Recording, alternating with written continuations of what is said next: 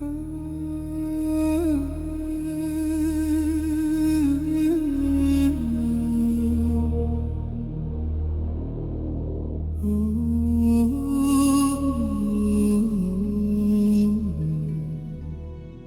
Scholar Who Never Slept. 40 Hadith of Imam al-Nawawi. The night was cold in Damascus. A thin mist curled through the narrow alleyways, gliding over stone walls that had witnessed centuries of scholars, saints, and kings. But on this night, only one figure moved through the darkness. A young man, frail, pale, carrying more books than his arms were meant to hold. His steps were quiet, but his purpose thundered through the unseen world. This was Yahya ibn Sharaf al-Nawawi, the man who would later be known as the Scholar Who Never Slept. He walked with eyes that looked older than his years, eyes carved by nights of worship, eyes sharpened by endless study, eyes that refused the comfort of sleep because his heart refused to waste a single moment of the life Allah had given him. Behind him, the lamps of Damascus flickered like dying breaths. Before him, the Madrasa Rawahiyya glowed faintly, a sanctuary where thousands of scholars once passed through its doors, but none with the devotion of the young man approaching it now. Most students slept. Even the most devoted of them eventually surrendered to exhaustion, but not him. He would stand through the night, wrapped in a thin cloak, winter air cutting through his bones, yet his voice steady as he recited, reflected, and wrote. Tonight would be no different. Tonight, as the world slept, Imam al-Nawawi would open a new page, a page that would one day open 40 gates of knowledge for the entire Ummah. 40 Hadith, 40 words of light, 40 foundations of faith. And it all began on nights like this, cold, silent, unseen, where a young scholar walked alone, but carried the weight of a legacy that would outlive empires. Chapter 1. The Boy Who Refused to Play. The scholars of Damascus would one day marvel at him.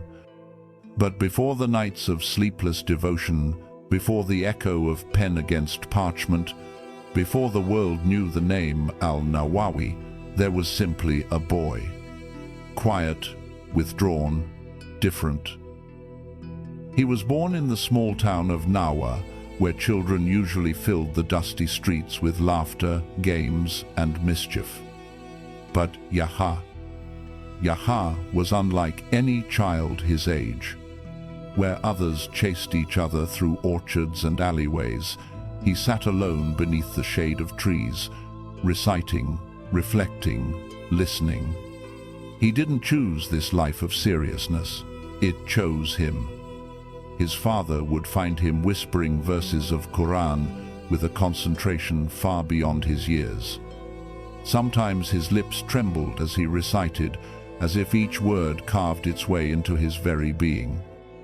Other times he paused, eyes heavy with tears, not of sadness, but of something deeper, something older, something divine. One evening, when he was just 10 years old, the children of Nawa tried once more to pull him into their games. "Come, play with us, just today," they begged. He shook his head gently. His heart simply did not belong to the world they lived in. Then something strange happened, something his father would later describe with awe. A group of kids ran past Yahya, laughing loudly, their voices echoing through the town. But Yahya didn't flinch. He sat perfectly still, reciting an ayah he had memorized earlier that day. A well-known scholar walking by stopped, staring at the boy. "Whose son is this?" he asked Yahya's father. "He is mine," the man replied, slightly embarrassed at his son's seriousness. The scholar knelt. He listened to the recitation, steady, careful, pure. Then he turned to the father with eyes wide. "This boy," he whispered, "is not made for games. Allah has planted something in him. Protect it, nurture it. Do not let anyone distract his heart." From that day forward, everything changed. His father understood that his son was carrying a gift, or perhaps a responsibility, far greater than childhood could contain. While other boys chased goats through the fields, Yahya chased knowledge. While they memorized songs, he memorized Quran. While they dreamed of growing older, he dreamed of growing closer to Allah. Years passed, and the weight of his calling only grew heavier. He began to feel suffocated by the smallness of Nawa, as if the walls of the town could no longer hold the intensity burning inside him. His teachers agreed. Send him to Damascus. His mind, his heart, they no longer belong here. Damascus, the beating heart of Islamic scholarship, a city of libraries, madrasas, scholars, and circles of light. A world where the brightest minds shaped the destiny of the Ummah. And so, at the age of 18, Yahya ibn Sharaf al-Nawawi left his hometown. No wealth, no comfort, no ambition except one: to give his life to knowledge. What he didn't know was that knowledge would take far more from him than anyone could imagine. Chapter 2. The Nights That Shaped a Scholar. Damascus did not sleep. Even in the deepest hours of the night, the city hummed with quiet devotion, the murmur of Quran from distant courtyards, the scratch of pens echoing through narrow alleys, the glow of oil lamps flickering against ancient stone walls. And in this vast city of knowledge, one young man burned brighter than the lamps themselves. The moment Imam al-Nawawi arrived, the scholars noticed something different about him. He walked quickly, as if time itself was chasing him. He listened with an intensity that unsettled even the most seasoned teachers. He took notes like he was carving knowledge into stone. But what truly set him apart were his nights. While students slept in their cold rooms, wrapped in thin blankets, nursing their exhaustion, Imam al-Nawawi would rise. Every night, without fail, without rest. He would perform wudu in icy water that bit into his skin.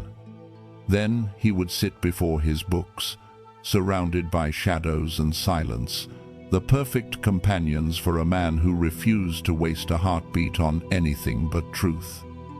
Some nights, scholars passing by his room would stop. They would hear the trembling rhythm of pages turning,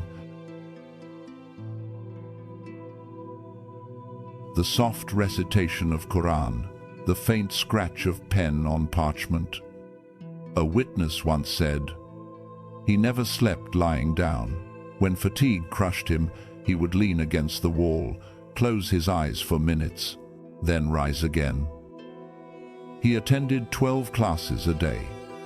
Hadith, fiqh, grammar, rhetoric, Quranic sciences, spiritual refinement, legal theory.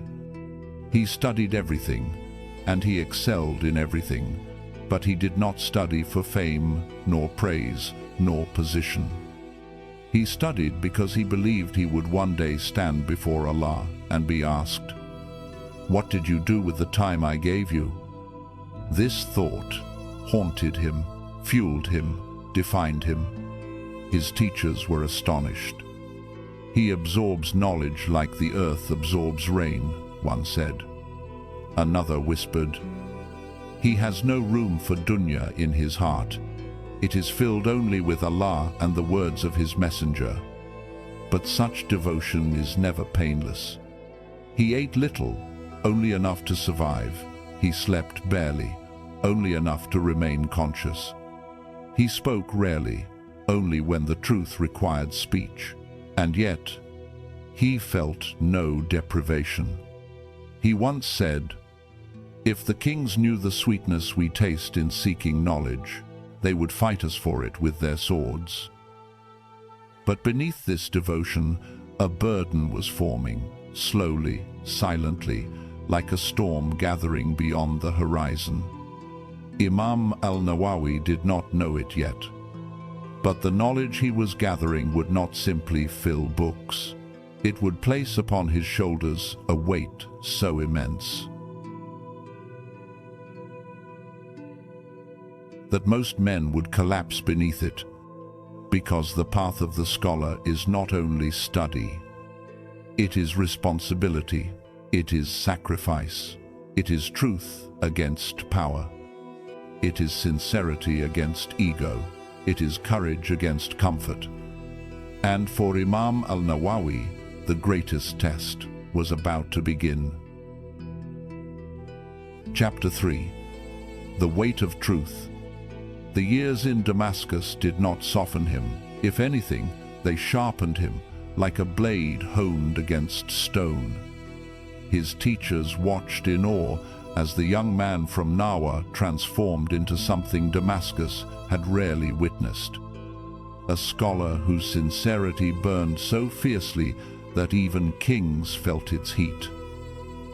Imam al-Nawawi's knowledge grew, his devotion deepened. But with knowledge comes responsibility, and with responsibility comes tests. It began quietly, almost imperceptibly. Students gathered around him after classes, seeking answers only he could give. Scholars came to him privately, asking for rulings they feared to give. Teachers invited him to sit beside them, treating him not as a student, but as a colleague. He became known for something rare: fearless honesty. Not sharpness, not stubbornness, honesty. Truth stripped of fear, truth stripped of flattery, truth spoken for Allah alone. And soon, that truth would collide with power. A drought struck the land, crops withered, families suffered. People cried out in prayer for rain, but the sky remained closed. The ruler of the time, seeking someone to blame, issued an order demanding the scholars to sign a decree legalizing unjust taxes to help the poor. In reality, it was to enrich the state. Most scholars signed. Fear can make even the most learned tremble. But Imam al-Nawawi? He refused.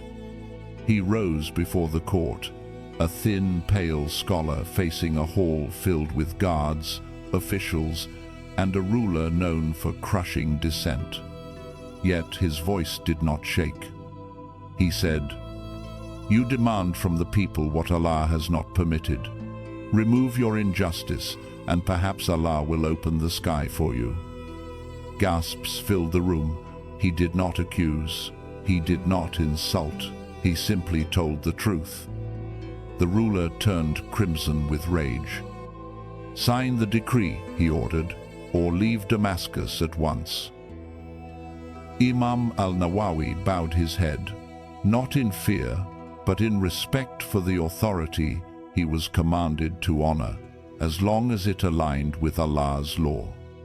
Then he answered the ruler with words that would echo through history. "I cannot trade the hereafter for the pleasure of any man." And with that, he walked out. No guards dragged him. No chains were placed on his wrists. The ruler simply stared, stunned, because he realized he had just witnessed something terrifying. A man who cannot be bought. A man who cannot be intimidated. A man whose fear of Allah overwhelms the fear of rulers. News spread like wildfire through Damascus. Students whispered, "He refused the king." Scholars murmured, "He would rather be exiled than bend the truth."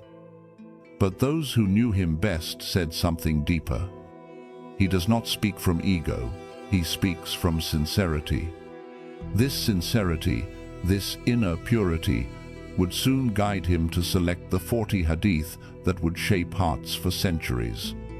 Each hadith he chose was not random, not academic, not theoretical. They were the hadith he lived, the hadith he embodied, the hadith he carried on his back like a sacred burden. Hadith on intention, hadith on truth, hadith on justice, hadith on courage, hadith on humility, hadith on reliance on Allah.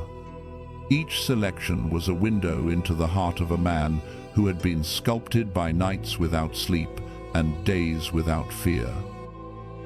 But even as he began compiling this masterpiece, his body began to break under the weight of his devotion. And Imam al-Nawawi, the scholar who never slept, was about to face the heaviest test of all. Chapter 4. The 40 that outlived him. The body weakens before the soul does.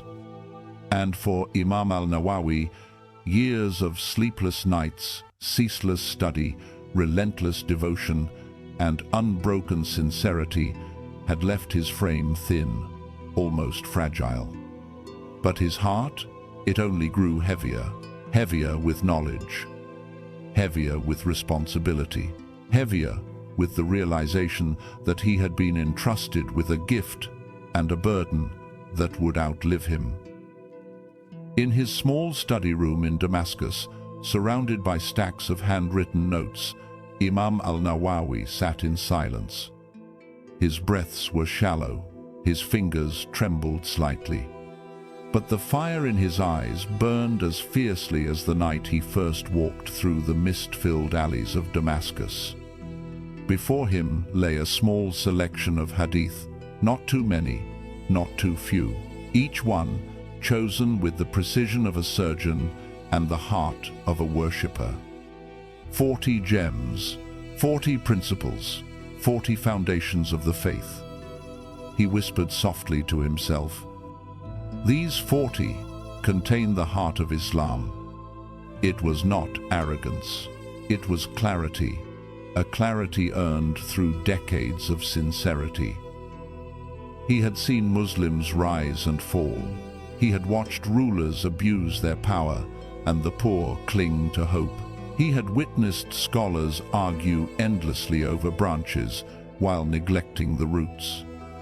So he resolved to give the Ummah something different, a lantern that would guide them through every age, every crisis, every darkness. He selected each hadith with trembling hands. One on intention, because he knew all actions begin where no eyes can see. One on faith, because belief is the anchor of every heart. One on justice, because truth without courage collapses. One on compassion, because faith cannot survive without mercy. One on sincerity, because without it, everything else is hollow. And one on loving for others what you love for yourself, because Islam is not a solitary path, but a shared journey of hearts. As he completed the manuscript, a pain shot through his chest. He paused, not out of fear, but out of awareness. He knew. His time was nearing its end. He placed his hand over the final page, feeling the weight of what he had produced, not with pride, but with trembling humility. "O Allah, accept from me. I have nothing else to give." Shortly after, the ruler who once exiled him attempted to recall him to Damascus, demanding his presence. But Imam al-Nawawi was already too weak to travel. His response was simple, calm, and unwavering. "I cannot return. My body is failing me. But my advice remains the same. Do not burden the people with injustice." Even in his final days, he protected the Ummah. He returned to his hometown of Nawa, where he spent his last nights in prayer, recitation, and reflection. His students came to him, many weeping at the sight of their teacher, the man who had seemed carved from resolve, now struggling to sit upright. But he did not complain. He did not ask for ease. He only asked for forgiveness. On his final night, he whispered, "If I have served this ummah, it is by Allah's grace alone."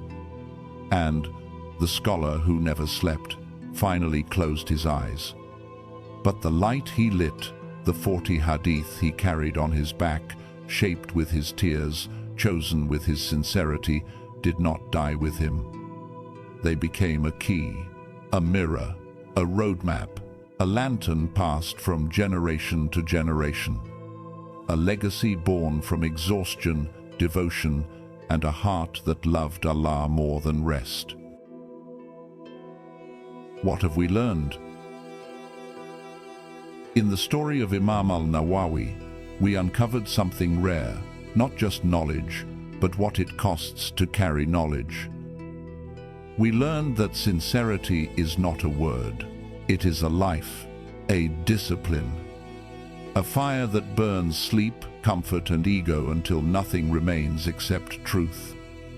We learned that intention is the foundation of every action, that a deed without sincerity is a body without a soul. As the Hadith says, actions are judged by intentions. From Hadith from Bukhari. We learned that courage is not found in the throne room, but in the heart of a scholar who stands before a ruler and says, "I cannot trade the hereafter for the pleasure of any man." We learned that knowledge is not measured by the thickness of books, but by the weight of responsibility it places on the heart. And we learned that the 40 hadith are not simply a collection, they are a mirror, a map, a reminder of what it means to live Islam inwardly, before outwardly. Because these 40 sayings distill the essence of faith: intention, sincerity, justice, compassion, responsibility, humility, the ingredients of a heart that seeks Allah with purity. Imam al-Nawawi gave his health, his nights, his comfort, and his life, so future generations could hold this treasure with ease. The question is no longer, who was he? It is, what will we do with what he left behind? Thank you for watching. If this journey touched your heart, then let it become more than a story. Let it become a reminder, a spark, a call to renew your own intention.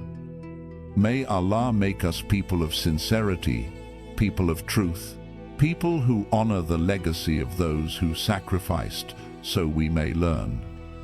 And may Allah reward Imam al-Nawawi with a reward that never ends. Ameen. Thank you for watching. If you found value in this video, don't forget to like, share, and subscribe, so these moments of reflection can reach more hearts and more souls can walk the path of knowledge. Until next time, peace be upon you.